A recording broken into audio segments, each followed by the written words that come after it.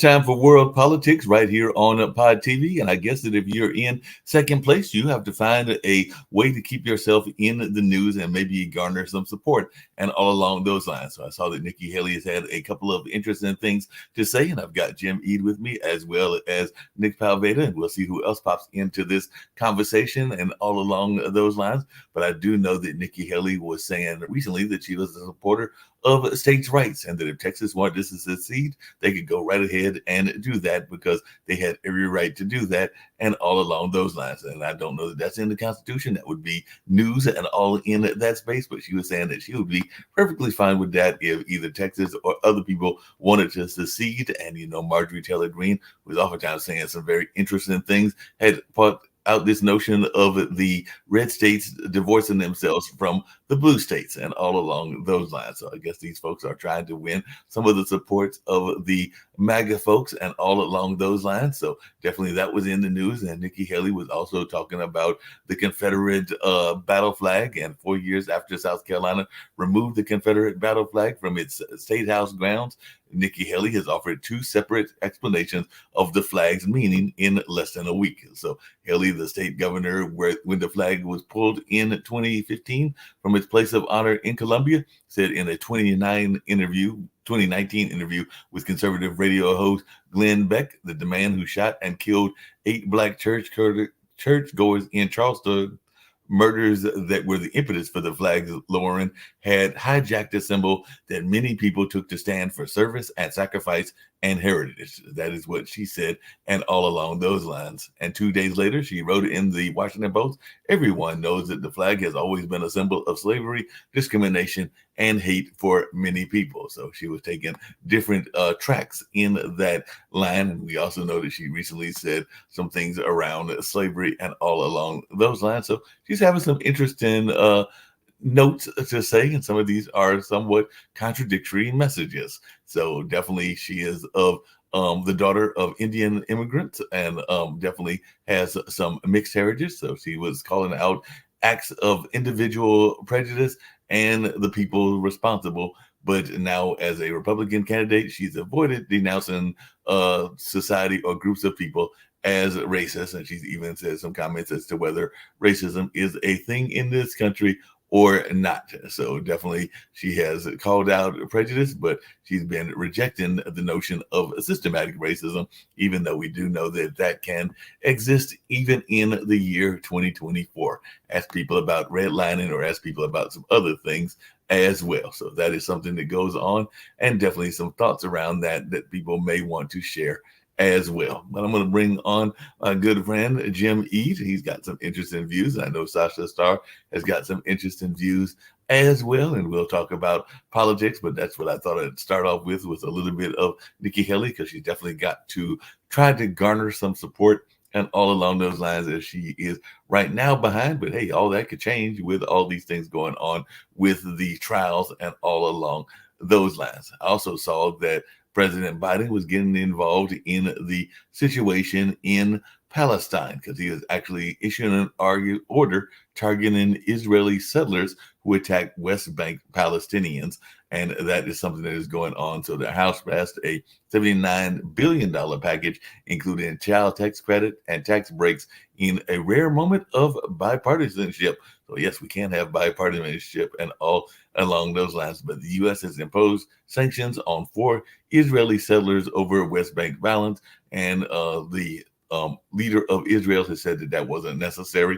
That is what Netanyahu said, and all in that space. But Jim, that's just some of the things that caught my eyes. And we also saw that Trump's legal losing streak is continuing as the judge tossed out the dossier lawsuit. So it seems like every time he goes to court, he's not having that much luck and everything. So Donald Trump's sex and bribes data protection cases was rejected, and this wasn't even by our courts. This was by the UK court. So he's not even having luck when he's going over there in other parts of the world, because Donald Trump has lost a London case against an ex-M16 spy over the Kremlin dossier. So I guess there was some information about him in that dossier that he was trying to hide as well. So it seems like he's having bad luck in United States courts and in courts of other parts of the world as well. But I guess we'll start off with Nikki. What's your thoughts about Nikki, and is this going to work her trying to find ways to win the support of those MAGA folks and all along those lines?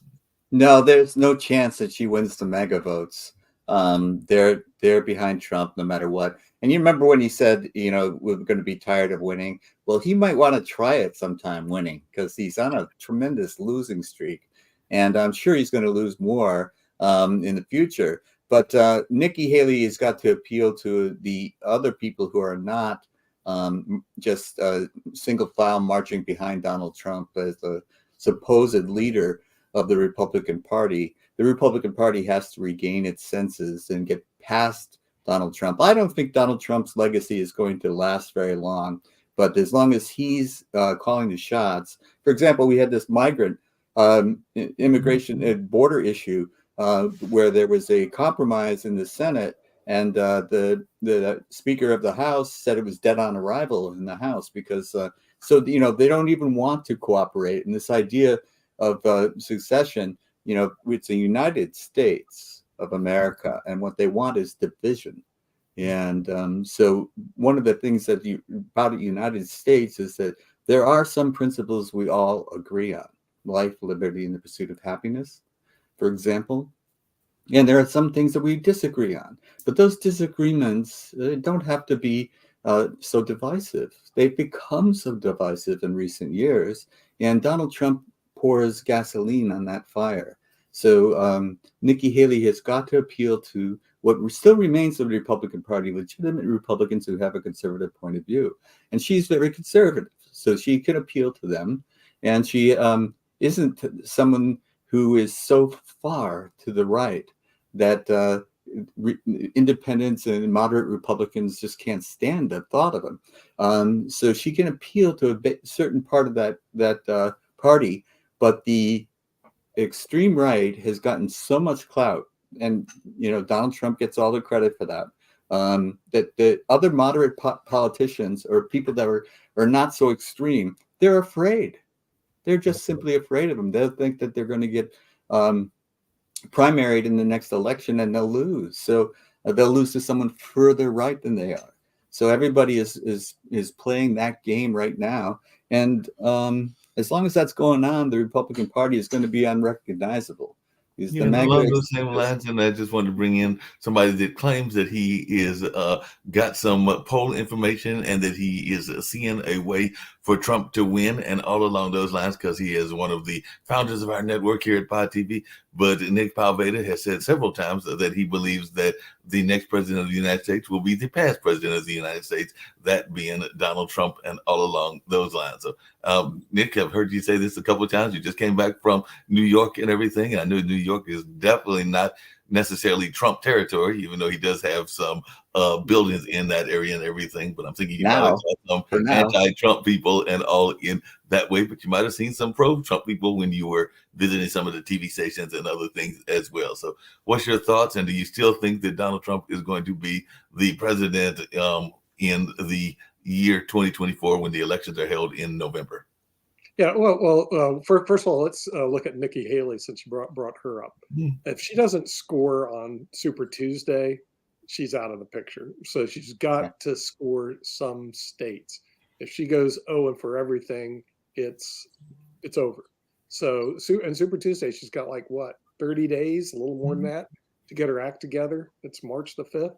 So as we're watching the hurricane go through, if she doesn't hustle on Super Tuesday, it'll be over, and then Donald Trump will be the presumptive nominee. Now, we also have another factor that we didn't bring up, but it's going to come in 2 weeks from now. It's called the Taylor Swift factor. Now, we didn't bring that up, but media is starting to bring this up. But Taylor Swift has an unbelievable cult-like following, a Trump-like following of younger people, voters, which Gen Z or whatever they are bigger than the seniors of our age. In other words, she's got this big cult, and a lot of them will follow her. And she was, last time she endorsed Biden. If she turns, and right now she's staying out, which is good because the Super Bowl's coming up. But let me tell you something: if she turns her Swifties on, they're actually a force to deal with that Trump has never seen before. I've never seen it until I went to go see the Barbie movie, and then all of a sudden, bang! Do these people vote? I mean, this could be a really big problem. So we're going to announce the Taylor Swift factor, and Trump attacking Taylor Swift is going to be a real tough attack. I mean, because of her cult-like following, she's that'll backfire. So it'll could backfire big time on her. So we're it ain't over until it's over right now, Mark. But what Don needs to do is get Taylor out of the pictures and go one-on-one with Joe, and then he'll win. But if Taylor walks in, if the Chiefs win the Super Bowl and Taylor is there, this could be she could be a game changer. But I'm curious what our friends in Canada have to say. Oh, there's a friend in Canada. There's a friend in Canada. Definitely interested to see what Sasha's got to say about that as well. I will say something that is making me feel good, and as I am representing the club, at least here in this particular part of Pod TV, there are some others that are in there as well. But and I don't know that you ever had one, Jim, and I know probably Sasha never did. But for those of us that are part of the Beard Brigade, it is good to know that you can have a beard and still be popular, because Travis Kelce is not exactly clean shaven and all along those lines, but he is a major superstar and he's got himself a very attractive young lady and everything. So maybe there's hope for me yet, because the Beard Brigade has won in that sense. Because when I look at him, he's got a well-kept beard, but it's definitely a beard that amazing receiver has, and all along those lines. I guess he plays tight end, if I'm remembering correctly, and everything. Right. But definitely he is a part of the Beard Brigade, and he's pulled Taylor Swift. So maybe I can go pull Beyonce. Oh, wait a minute. Beyonce's married and got a husband, so that might not be to do with everything. Missed it by that much. But Sasha, seriously, I just had to throw that in there. But what is your thoughts around this notion of Nikki Haley? You mentioned it earlier on our World Edition, and you also mentioned that Nikki Haley is somebody that could beat Biden. But when you looked at your surveys and some of the things that you were looking at, Trump was down to Biden. So you were even mentioning that on our World Edition, how if Nikki Haley ran and was able to get some traction, she could actually defeat the current president and become the first woman president ever here in the United States. But what is your thoughts on that? And are you still holding to that position? Because you did mention that on World Edition earlier today. Yeah, I saw it on CNN early in the morning today that Biden has 6% advantage over Trump if election is being held today. On the other hand, Nikki Haley has 6 to 8% advantage over Biden again if election is being held today. Now, so obviously these advantages for Biden and Democrats if Haley will get out of the way as soon as possible, because she is a real and possible threat to Biden while Trump is not. So therefore, Trump, besides there are some, Trump will have very soon a huge cash problem. Cash problem is arising from the fact that by his own admission a year ago, he had $400 million liquid capital. That's not so bad.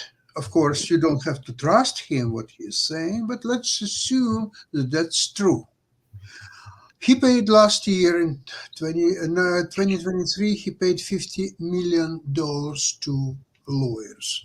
Let's assume that he paid money that he raised through his electorate or so on. He didn't touch his 400, it's still there. So it's basically his elector people. They're paying this money. That's okay. That's fine. As long as it's legal, why not?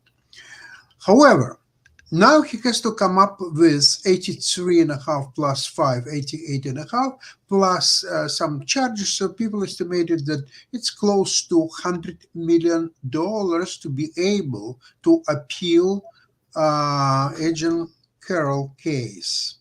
If he's not going to post, the time is clicking, he has 1 month after the judgment. So it's probably a few days already passed. So he still has, some say 3, maybe even 4 weeks. But he has to come up. There is no bond agency in the United States that would agree to put this money for him. So it's Trump or people who support him, maybe Elon Musk, maybe some other people who love him and who definitely will support him. So they will probably put this $100 million. But there is another problem. Manhattan judge he already has on his plate a judgment for $370 million, but he's gonna, after this Eugene Keller judgment, he's gonna increase it to, some people believe, 5, but most likely $600 million. Of course, Musk can still put this money, although after Twitter, he's not that generous, I believe, but he's probably, maybe he'll put half of it. But then other half, probably, what is Trump going to put? Oh, maybe his children, his sons, his daughter, maybe they're going to put some few $100 million here and there. Probably. But if not, then he has to cough up with cash. It's cash, baby, cash. Hey, Trump, so how much cash do you still have? Whatever you have to bring to the court. So then you can appeal. And what are your chances on appeal? Well, it doesn't matter because this money will go to Eugene Keller and all his liquidity will arise from the liquidation of all his real estate business and everything else. So you know what? One lawyer, more than a year ago, actually, he had a podcast, and he said, when asked if Trump will go to jail, he said, you know what? He'll never go to jail, but he will lose all his money in legal fees and judgments. And when he'll die, he will be a destitute old man. Full stop, period. Wow. Along those same lines, Sasha, and everything, I had mentioned it earlier, but I was just wondering, this is for Jim and you.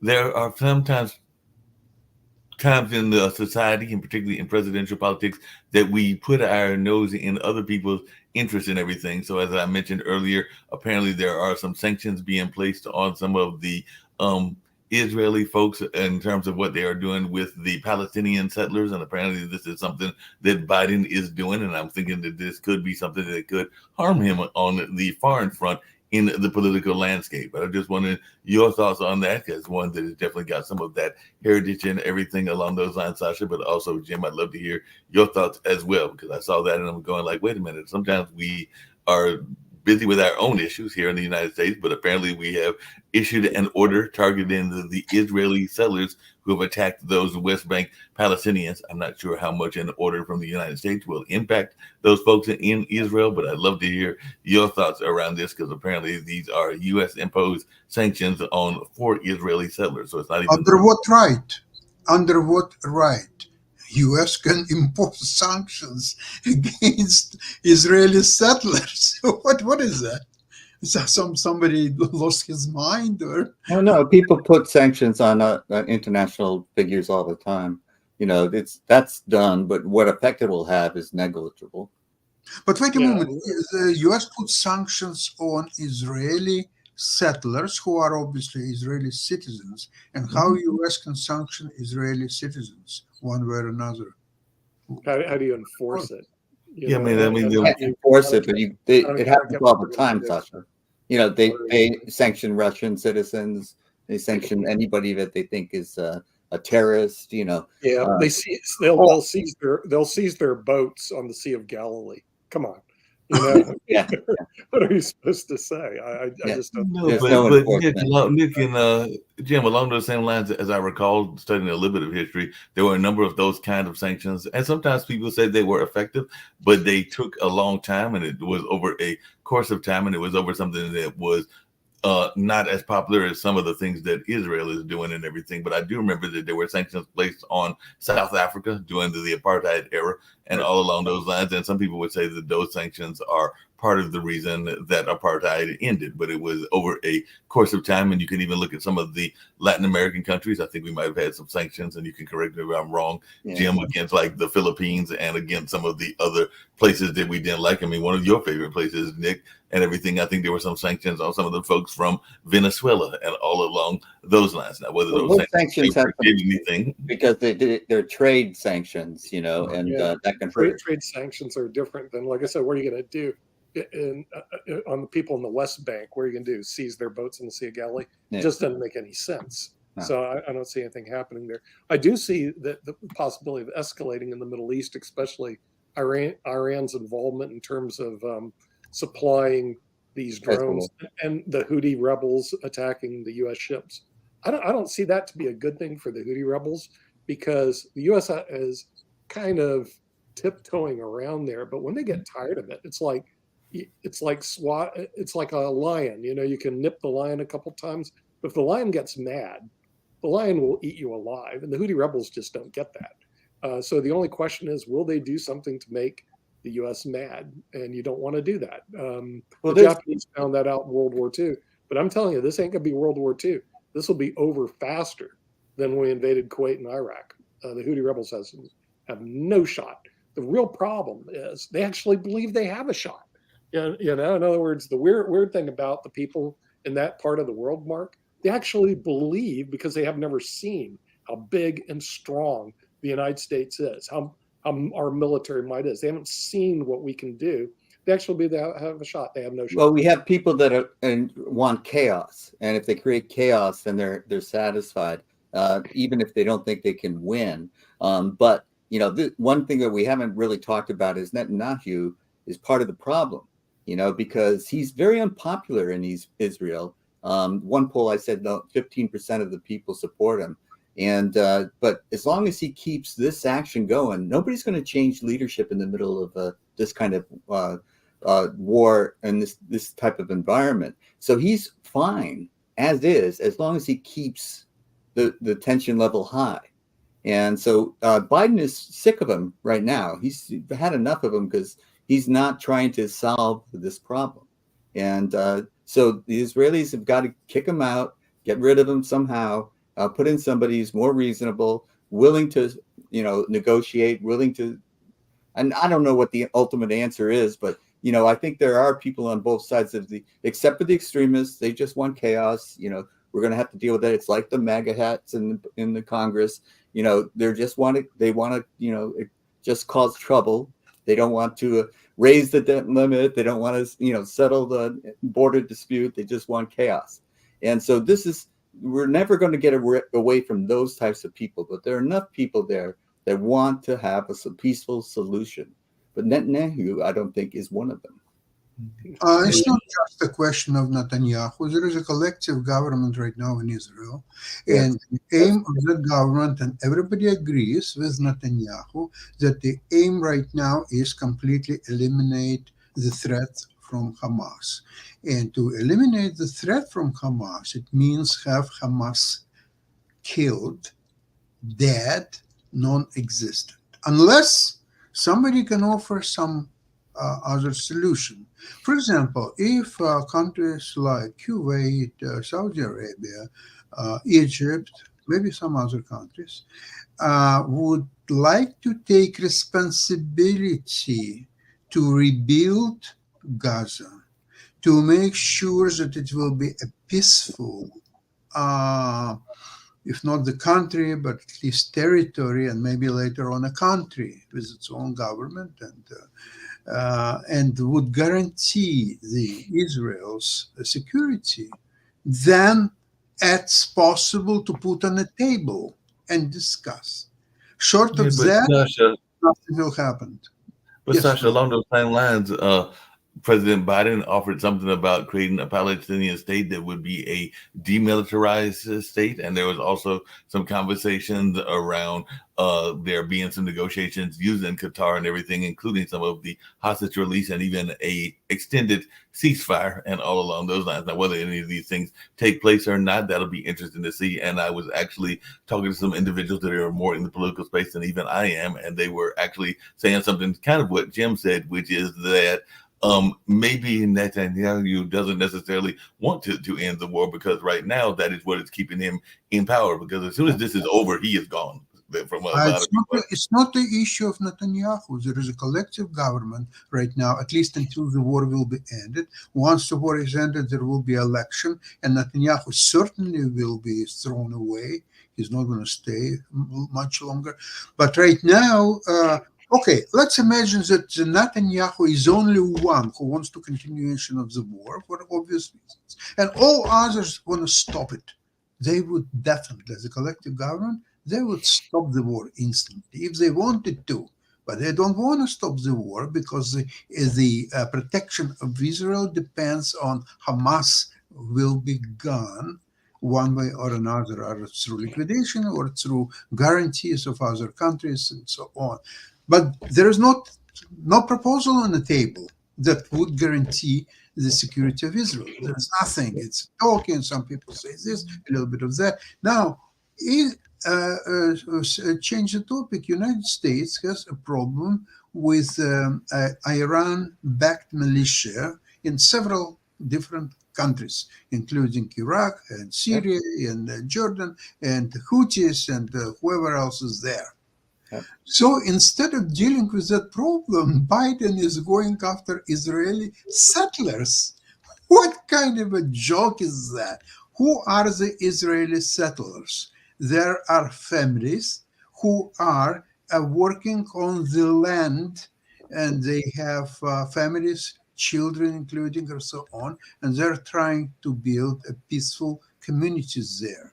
So what Biden is completely out of his mind to solve the U.S. problems by attacking Israeli settlers. That's the biggest joke I've ever heard. No, I don't agree, Sasha. I do agree that there is a coalition government, and right now, after October 7th, there is a solid base that wants to destroy Hamas, and I don't blame them in the slightest. But the coalition government can change and can be influenced, and who leads it does matter. And there's no question that we're trying to deal. The United States government is trying to deal with Iran. And it's very touchy because, nuclear capacity, these types of things are very difficult. And the settlers in the West Bank, and part of what Netanyahu did is continue to expand the settlers and continue to make Palestinians and other Arab countries annoyed and angry. And many people blame Netanyahu's policies for creating the type of a terrorist attack that occurred on October 7th. So this is the type of thing where I think they need a leadership change. It's important that they have a leadership change. And if not, things like what's going on in the West Bank, where, people weren't just peaceful there. What the sanctions are about was shooting and killing people. So this is the kind of thing that no country should condone. And what we want is a peaceful solution. And who are in favor of a peaceful solution? Right now, there's blame on both sides. And I think right now, after October 7th, all of the people were sympathetic to Israel right now. But if Israel does not, play ball a little bit about trying to arrive at that peaceful solution, and I agree completely with you that the Arab countries need to step up. If it's Egypt or Saudi Arabia, I think Saudi Arabia is one of the best bets. But they've got to take some sort of responsibility for what's going on there too. And Jim, it's also Qatar should step in. Yes, it's United Arab Emirates. It's Egypt, and that's enough. You don't even need anybody else. This 4 countries, they can definitely do their thing. And I think some of them are. I know Qatar and others have tried to put in some negotiations that have tried to step in, and now whether these negotiations take place or not, it'll be interesting to see. But just pivoting slightly, and I'm just curious about something, because there's another part of the world that is definitely engaged in the war and is definitely doing some valiant effort to put fight against a tyrant, because there's no doubt that Putin is a tyrant, and along those lines. But I just saw that Zelensky has invited EU leaders to join preparations for a global peace summit. So I'm trying to figure out whether we are actually going to see some peace in the world? And is Ukraine going to be behind this peace summit? Because there are a number of conflicts going on. There is the Ukraine, there's the one we're talking about, which is Israel. There is Myanmar. There are a number of other ones that are in Africa. Sure. So apparently there's going to be a global peace summit that is taking part, and Zelensky is part of it, apparently, because he's invited some EU leaders to participate, I guess, with him and everything. So is this going to be a shift in the narrative? Because right now there's at least 6 or 7 wars that I'm aware of that are going on, and I've not lost track. So there are probably more than that. Yeah, right. It's sad, but it's hard to keep track of them all. I'll tell you what's happened is that the Putin's dream was to create some kind of a conference similar to Yalta, Potsdam, 1945, where the new order will be agreed. Now, in 1945, Soviet Union was one of 3 winners. Actually, France probably is the 4th one, but I wouldn't argue about France that much, but 3 for sure. And they agreed to a new world order where each country had its zone of influence, and you can call it any way you want, and United Nations was created and all that stuff. Because Soviet Union, one of the winners of Second World War, ceased to exist in 1991, all the USSR zone of influence, which was a Warsaw Pact, ceased to exist as well. So therefore, all this old world order is no longer there. So in the 90s, Russia was very weak to talk about something else, and United States was very stupid not to put the new world order, the winners of Cold War. They could dictate any new configuration, whatever they could come up with. They failed completely. But Sasha, along those same lines, I think you're talking about when you jump. Hold on. So Russia had time on its hands to rebuild its military, to bring new conscripts and military mobilization and so on. Finally, they annexed part of Ukraine in 2014 with agreement from the West, NATO and US including. And in 2022, they started this atrocious war where they themselves already lost 320,000 people, and Ukraine lost probably the same number. I'm not so sure what exactly it is. Nobody knows, I think. So right now, it's very advantageous when United States and Israel, they get stuck in the Middle East with all these problems, and US started to lose its people. And Ukraine is on the brink of disaster because United States apparently no longer helps to Ukraine. Now, European Union just approved now $50 billion help to Ukraine. Thank God. US no longer can support Ukraine.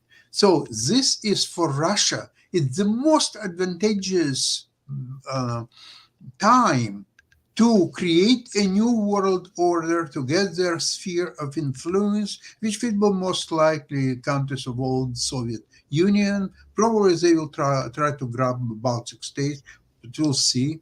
We don't know that. And for the West, especially United States, it's the most disadvantageous time to do the new world order. But listen, maybe they will have to do it anyway.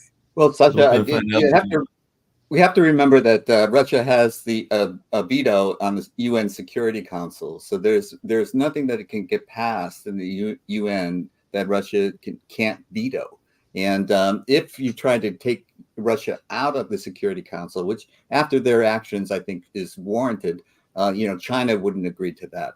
So there's a very difficult way that it's very difficult and not easy at all to think of any way of them creating a new world order, even when Russia was weak. And now that Russia has rebuilt, all of these types of things, again, when they attack Ukraine, there has to be a response. And when we say the U.S. is no longer supporting them, that's not entirely true. The U.S. still supports them, but the MAGA hats in the Congress, in the House, are not okaying expenditures because they're tying it to the border.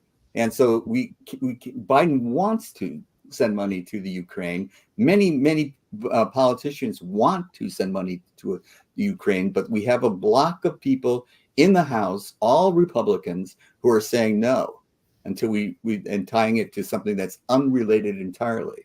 So it's not the U.S. that's backing out. It is. Let's put the blame where it lies, on the MAGA House Republicans. No, I agree with you, but the fact remains that now for second month at least, there is no help from. Yes, I know, and it's a shame, and I am ashamed.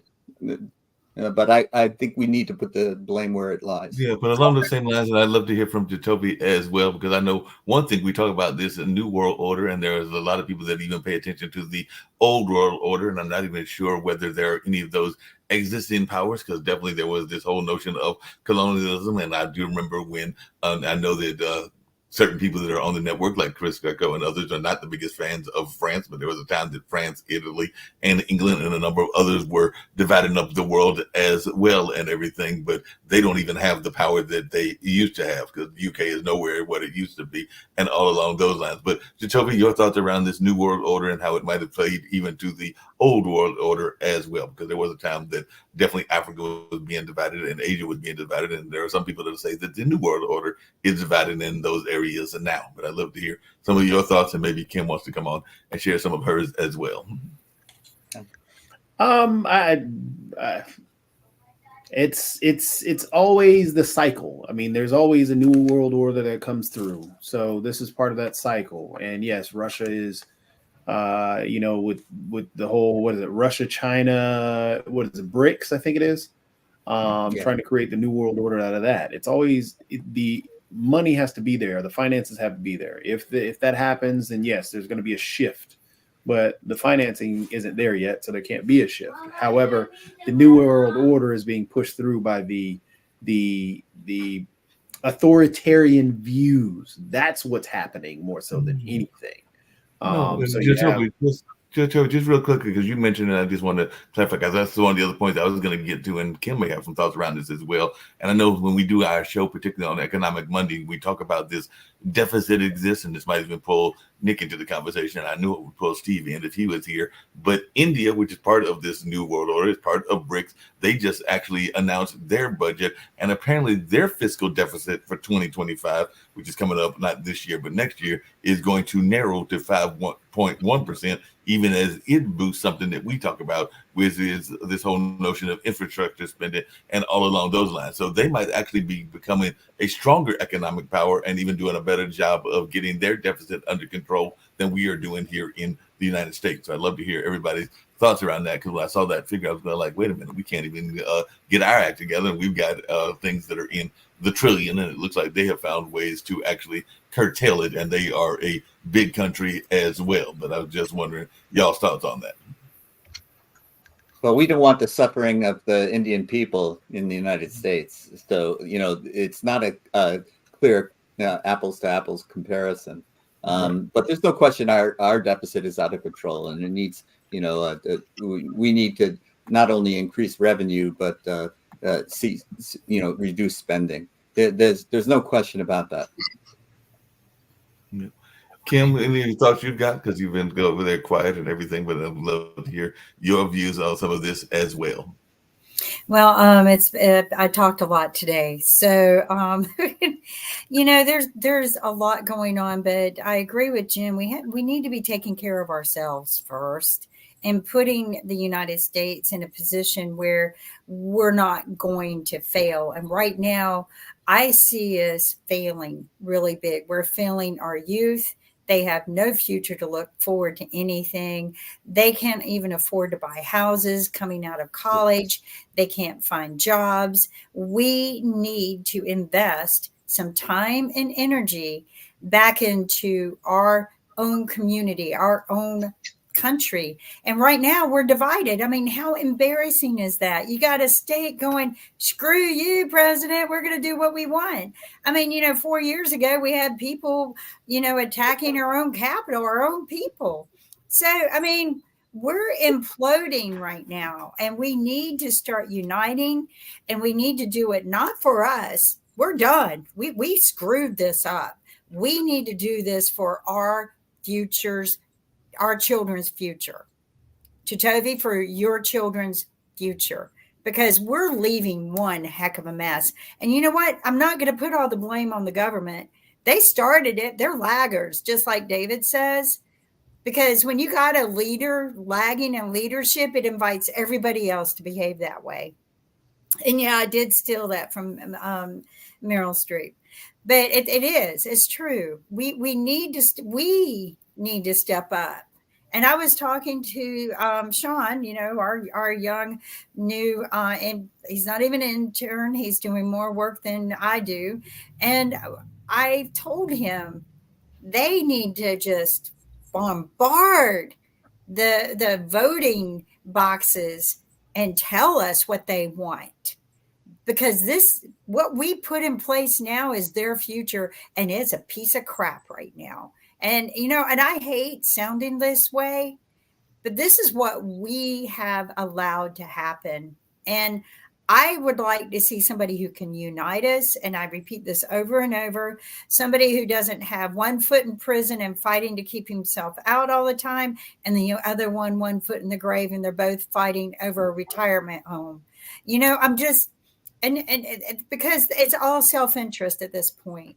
Nothing that they're doing is for you or me. It's about them and their egos. So I kind of, as much as a lot of people don't like Nikki Haley or anything, I really like an alternative. And I would love to see someone who can unify us.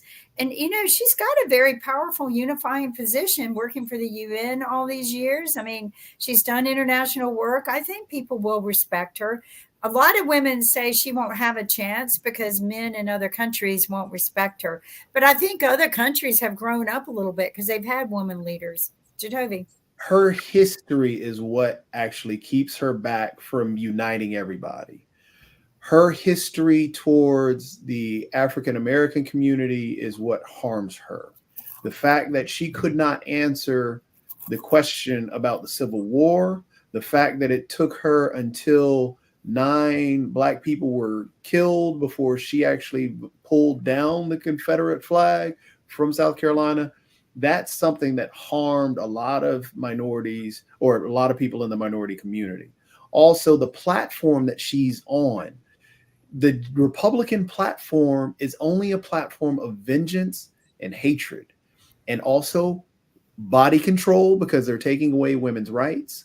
They're also taking away history and whitewashing history. So the platform itself isn't a platform of unity. The problem, and then it is true that we do need to listen more to the youth and actually get some ideas there. But the problem is we have to take those ideas instead of just giving a deaf ear to them, because they have actually voted and said they want particular things, but we ignore them. From actually women's rights. You know who took that away? Republicans and everything else. They've talked about emissions, the Green New Deal, the separate pieces of the Green New Deal, and how they want to preserve, the environment. But you know what? People have voted against it. The oil companies have lobbied against it, and so on and so forth. So we can't just ignore them and just say, hey, we're going to give a deaf ear to you. And then we're going to talk about, we can't spend all this money. It's true that we do have to worry about our deficits, but the country should not run like a regular business. The country should run like a nonprofit. You do have to spend money to help individuals, because we cannot say, okay, well, you know what? We're just going to cut off Detroit because Detroit's costing the government money. Or we're going to cut off every red state because all the blue states are the ones that are actually giving money to the government. So we cannot look at the utopian idea that government should run like a normal business. No, businessmen have always turned out to be pretty bad at government. So I agree on that one. That's for sure. We have to actually look at the history and things that have worked, things that do help. Our priorities are all screwed up.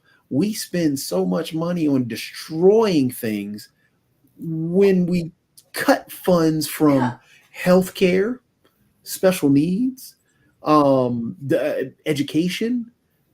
We talk about, oh, well, you got to be financially sound and financially educated. Well, you're cutting funds from education, and you know what? We don't have teachers to teach this stuff. So why are we? That's a big problem there. But and I'm not for Nikki Haley. I'm just saying I think she's a better candidate than Trump. I really she's do. better than Trump, but she is honestly. But she's Biden She's not a good candidate.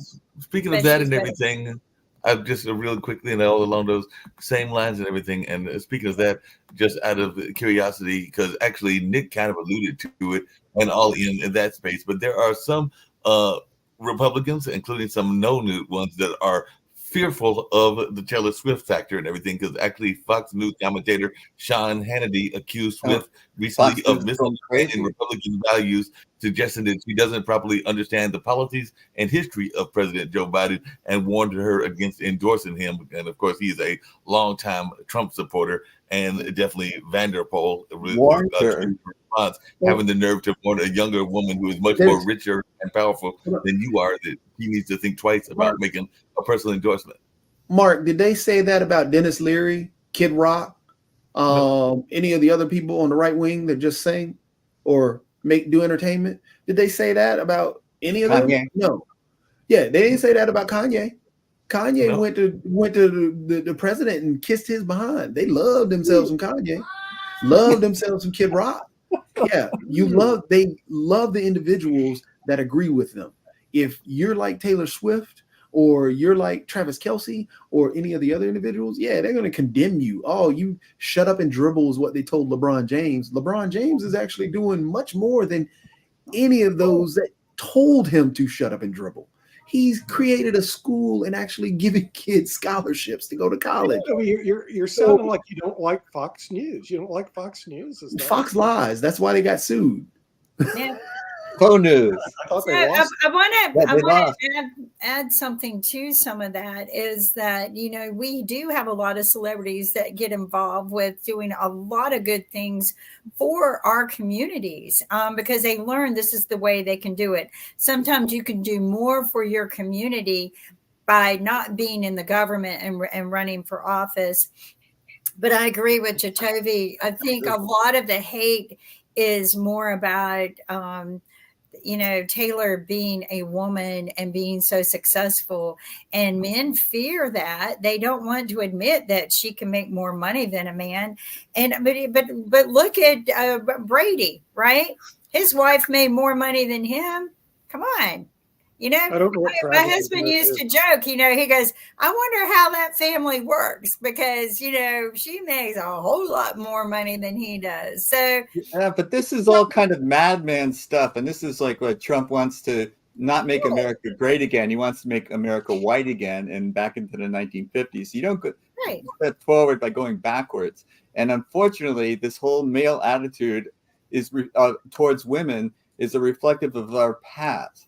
And men that I know now were not only impressed with women of accomplishment, but seek out their advice and counsel, put them on their boards, do all those types of things. Marry them. The future is, is changing, but they fear this change. They fear empowering minorities. They fear empowering women. They fear empowering anyone but the old way of doing things, which they had complete control over.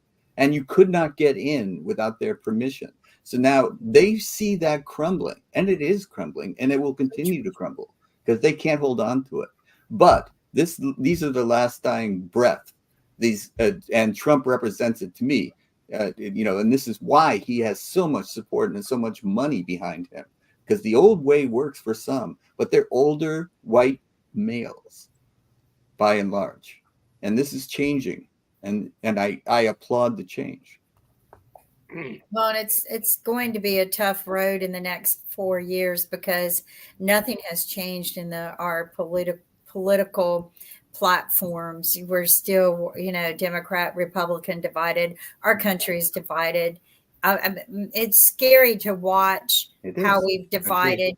And the other thing that really bothers me and I'm really going to dig deep on this one, is the recent drone attack on our military, and who it was by, because I did a lot of research in drones. I worked with the U.S. military and USM students in developing drones. And one of the things I learned that they lack is you have a payload and the duration with that payload. And, you know, to carry anything that would blow up you're going to have a big drone. But the other problem that bothered me is you're talking about friendly space, you know, friendly flying element in your space. And I know for a fact they have trackers on our drones because that was part of what I worked on, and they can tell the difference. So I have a problem with the story in itself and what happened. But if you're telling me that the enemy has developed a drone that can fly into our airspace where we just let it waltz right in, and it went that kind of duration with that kind of payload, then they have broke the code and have become far more superior in military intelligence than we will ever become. And that scares me. No, that's very scary. And we actually So what I heard on that was I know that what is and isn't in that industry. There's a lot of changes, what I heard, but not a lot. Go ahead. so what I had heard or read and everything was that it basically came in on the back end of another drone coming in. So one landing, or, you know, basically it was in the tail, so the sensors couldn't detect the one behind it. Well, that's why we have to educate our youth, because you know, they're the ones that are going to figure this stuff out. It's not going to be guys like me. So, you know, these types of things, this is where we need STEM support for this, and we need to fix our K through 12 education system. There's a lot of work to be done. And I think I'm not just the only one, but we're all tired of it, the idea of a Biden-Trump rematch already. You know, And we're letting it happen. It's happening again. It is happening, It is and happening we're sick of again. it. We're And- all sick of it. And the idea, though, is we until we get leaders who didn't grow up in the Cold War, I don't think we're going to make much progress. Now, Biden, throughout his entire career, has been for the working class. And so, you know, this is a different kind of thing. You have a choice here. But it's still, he really should not be running at his age. We really do need a better candidate than Joe Biden. But I'm going to vote for him. He's definitely better than the alternative. Plus, he has a career that is identifiable as a good man. No, we only got a few more minutes to go and everything, but just really quickly, because one of the things that is going on is there are people that have dropped out of the race and now they are targeting other things. I know that DeSantis is going after Disney and some other things again. And I did see recently, I'd love to hear Toby's thoughts about this, but Vivek Ramaswamy is trying to paint this notion that we have come far and that the dream is much closer to reality than we would like to admit, because he's trying to use King's words even against King and all along those lines, because he's had this whole notion that we are much closer to the dream that Dr. King was talking about in the I Have a Dream speech and all along those lines. And he's said that recently. I just wanted your take on Vivek, who may be positioning himself to try to be vice president. One, I don't listen to or care about any Republican who's voting Trump and quoting MLK Jr. They're trying to quote it as if it is something that is giving them some moral high ground, yet they're voting for a racist dude who quotes Hitler and has you know been already lost a court case on rape. So don't try and give me the high ground of, oh, I'm gonna quote MLK Jr. because I'm a good person now. No, you're just trying to pander and act like you know something. So I don't care about Vivek Ramaswamy and him. Oh, the whole Taylor Swift thing. Now he's the one pushing this whole Taylor Swift conspiracy theory. No. So again, I didn't think we could have a bigger clown than Trump, but we found one. That guy is off the rocker crazy. But you know, he knows what he's doing. He's not crazy. He is a very successful and very wealthy tech multi-millionaire. So what's your guys' problems? So, you know, and you don't. Did you listen to what he says? Yeah. Listen to what he says. You know, don't be impressed. Paris Hilton is a rich, very successful woman. You talk about the media. She's not somebody I'd put in TV has loved the media. The I guy's just don't believe nuts. it. You know, Listen to what he uh, says. He's crazy. you guys really don't understand conservative values and Oh, family. sure we don't. No, I we don't know really why. do, Nick. I We really really do. don't know And why you're you don't. representing it. It's all about Hey, the Jim, money. why do you hate He America? makes money. He makes money. So Why I do you I hate want to vote for him. You know? Jim, why do you hate America? Jatovi, why do you guys hate America? Why do you say know, things you like that don't when wanna you know make it's not America true? great I'm a patriot, Nick. Why would you say something like that? You know? You're smiling when you say it because you know you're wrong. It's not true. Whatever. What I is love wrong with America, and I making want it to be America the best great it can be. And What all what money is wrong pursuit with of the dollar is revitalizing not the way to America go. and under Donald Tell your Trump? country I just club don't, friends about it, Nick. They'll listen So- to you. you know. I want to bring up something else. A recent assassination. I think it was Zeb Rehan or Rehan Zeb. Has anyone kept up with that? No, who is this? No, I didn't. No, there was an It was a assassination. There was a guy who put a on. local political situation in Palestine. News to me. I'm sorry. It happened this week. Did you That's why I see- was asking if anyone heard. Well, anything. there was a. No, I It got was trapped in the Rehan- individual Rehan online. who- Zeb's assassination. Hey, Is the I first was and gone this last. week. My excuse, I was watching live. I had free tickets to the show called The View.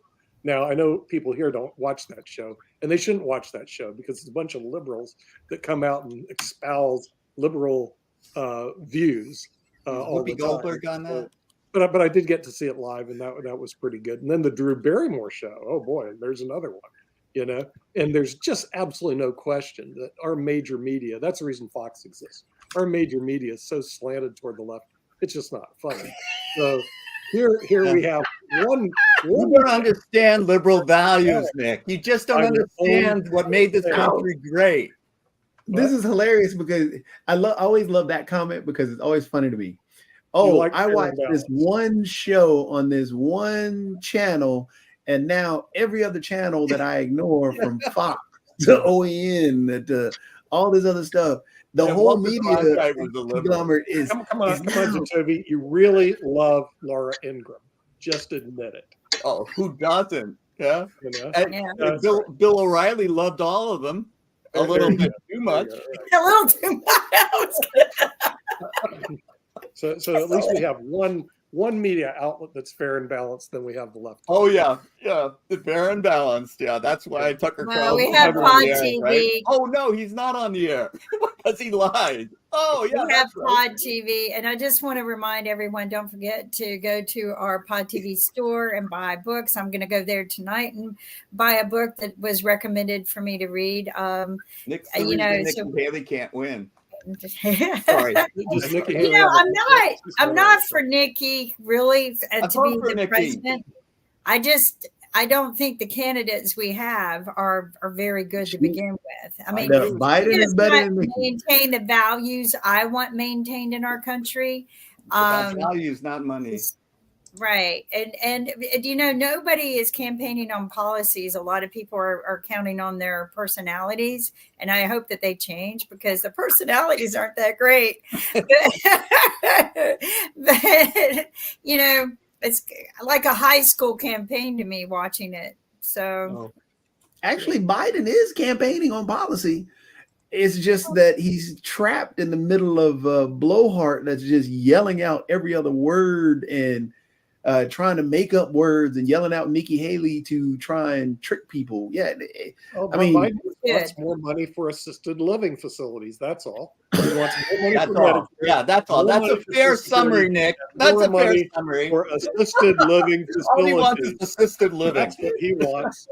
You know, and please, Nick, you please, couldn't more be a money to bigger study clown if you were Alzheimer's trying. disease. Stop He it. needs more money to study Alzheimer's disease. That's what Biden wants. We know his Well, policy. what- Medicare. He Social cares about Security, Trump. assisted living, Trump's hospice, maybe. mental cognitive and, of course, development is Alzheimer's just disease. certainly in question, don't you think? Reagan's actually second administration, he was definitely diminished cognitively, and he very recently after his second term had Alzheimer's. It was diagnosed. So you know, I think Trump is just right down that road too. I mean, if you want to Jim, talk about someone's Reagan had mental Alzheimer's facility, disease what about after he Trump? left office? He doesn't even understand the questions that are asked him now. He can Yeah, barely yeah. read off of the He had teleprompter. Alzheimer's disease after he left office, not when he was in office. No, when he was in office, they protected him. Everybody is clear Well, about who do you that. think's protecting Biden? They protected You know, him you don't because see of one his TV, don't mental go to talk cognitive shows. You decline. can't talk. And immediately Biden- after office, he was institutionalized. Poor Reagan. Well, the best part about it, Well, and I it's like the six guy o'clock. personally. Nothing We're against going to him. have but- to wrap it up. And I love all of y'all. And thank you so much. This has been Yeah. such a divine, inspirational And I wish conversation. Alzheimer's on no one. And, everyone, let's, definitely also send prayers that we stop all of these wars and start uniting the world. And we'll look forward to seeing you next Tuesday. And maybe by then things will have been better. Take care, everyone, and have a great weekend.